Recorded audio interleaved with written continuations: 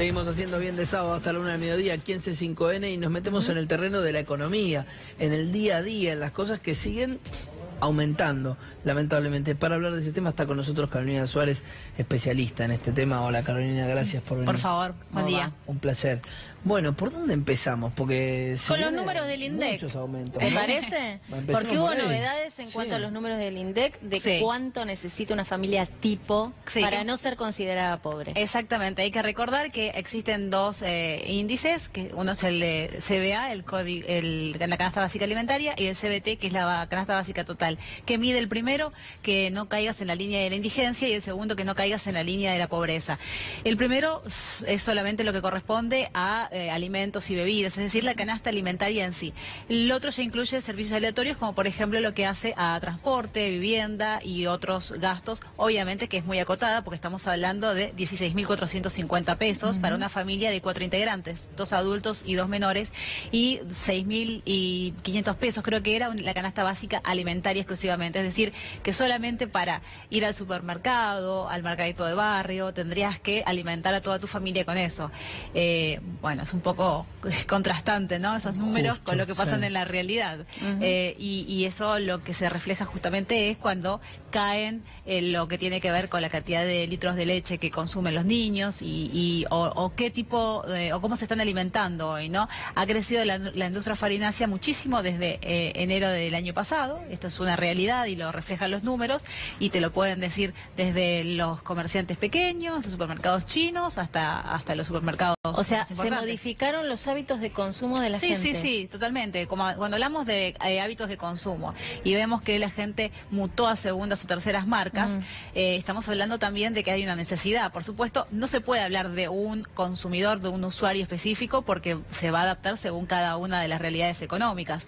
Pero lo que te digo es que hay un sector que no se alimenta hoy con la cantidad o la cuota láctea que correspondería, o de frutas y verduras, y lo hace tal vez con lo que le permite el bolsillo. En este caso, sustituye tal vez leche por gaseosas de segundas o terceras marcas, lo que es muy fuerte, ¿no? Principalmente cuando hablamos de los niños y adolescentes que necesitan. ¿Esto es por el costo? Claro, sí. O sea, dejas de consumir leche y te vas a una gaseosa de segunda o tercera marca. Exactamente. Sí, esta es una realidad.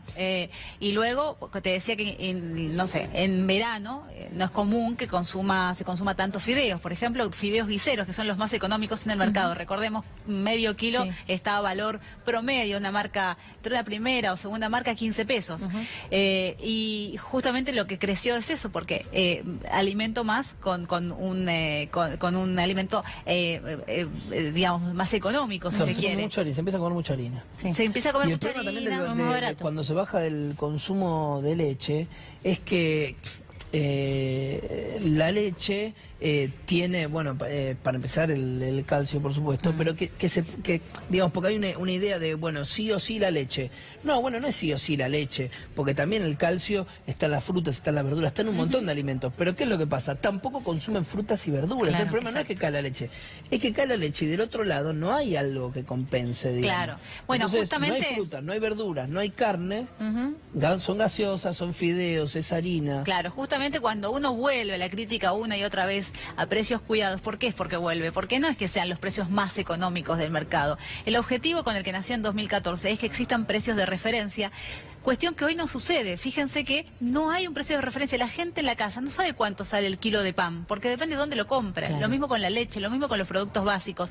Te invito, y los invito a cualquiera, que ingresen a una herramienta del gobierno que es www.preciosclaros.gov.ar, que es una página web que permite que compares precios. Hoy en el día de ayer me puse a hacer ejercicio con eso, tomando el kilo de pan, tomando leche. La diferencia en algunos casos era del 100%, depende de dónde comprabas. Y no es una exageración, háganlo. Pongan cuánto encuentran el kilo de pan común, lactal, francés, háganlo y van a encontrarse con esa diferencia. Además la distorsión de precios, ¿no? Porque no es que dice que uno puede decir, la lata de atún cuesta tanto, entonces la lata de tomate debe costar tanto. No, claro, no tiene una idea. Ahora no. Y permitime algo para cerrar esta idea, ¿no? Esta distorsión de precios, hablo de precios claros, solamente porque tengo en consideración los precios que hay en supermercados, ¿no? Ni siquiera hablé de ferias barriales, ni siquiera hablé de los comercios más chicos. Bueno, una cuestión cuestión también de fondo que habría que incentivar. Sí hay de parte del gobierno, por ejemplo, en la provincia de Buenos Aires, las ferias itinerantes barriales y también en la ciudad de Buenos Aires. Sí. Pero necesitan más publicidad, necesitan estar más presentes. Y te decía esto de los precios cuidados, ¿por qué son importantes? Porque nacieron en enero de 2014 con 180 productos. Llegaron al final del gobierno anterior a un poco más de 500 y pico de productos. Después bajaron. Hoy volvimos a estar cerca de esos casi 500 productos, pero lo cierto es que la cuota de frutas y verduras sigue siendo baja, son 5 en total. No hay pollo fresco, los cortes de carne son 5. Entonces, y además no están, no se encuentran, o sea, los 500 productos no los encuentran. Bueno, esa es una crítica que desde que nació se hizo, hubo mejores momentos y peores momentos, pero sí es constante el hecho de que no los encuentra. La gente reclama esto, ¿no? Perdóname que sea autorreferencial, pero creo que es un cambio de hábito porque también lo veo en los vecinos.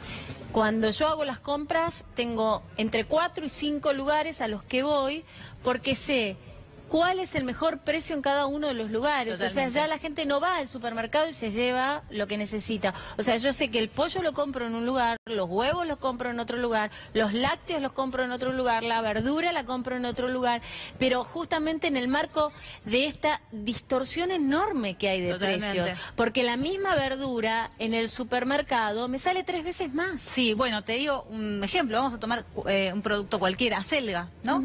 Un paquete de 2 paquetes de acelga te lo encontrás a 20 pesos en cualquier verdulería o frutería del país, ¿no? Sí. Si vas en una próxima a tu casa de la ciudad de Buenos Aires, principalmente que tenemos los productos un poco más caros.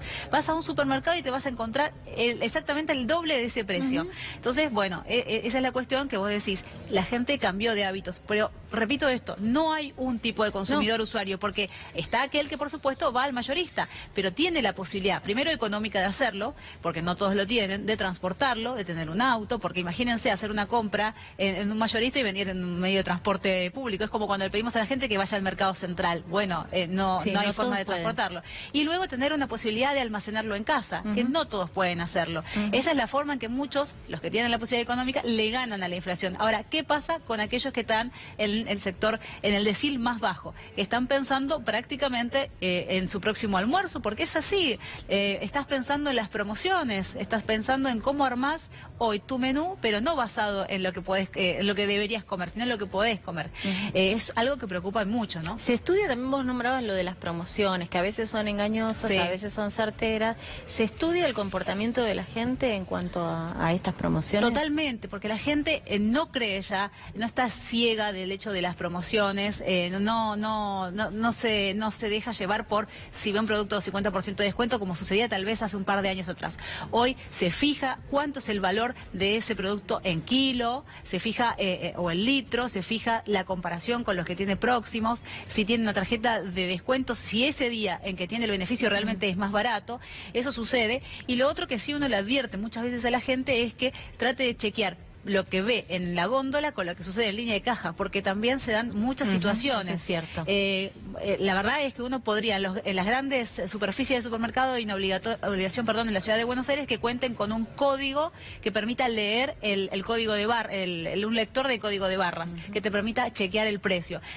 Tan solo estando dentro del supermercado vas a corroborar que el lector te informa un precio distinto al que figura en góndola. Pero ojo, según la ley de defensa del consumidor, lo que importa es el precio que se publica, porque en base a eso uno toma la decisión de comprar uno u otro producto, ¿no? Exacto. Pero esa discusión siempre la perdés. Yo por lo menos las veces que la he tenido en el supermercado, a donde terminan, si fines, en general no te dan la razón. Te dicen, no, bueno, es un error, pero fíjese que acá, por ahí 3 metros más allá, no, acá está el precio correcto, eso quedó, pero no es así. No, en Nunca realidad... te dan la razón.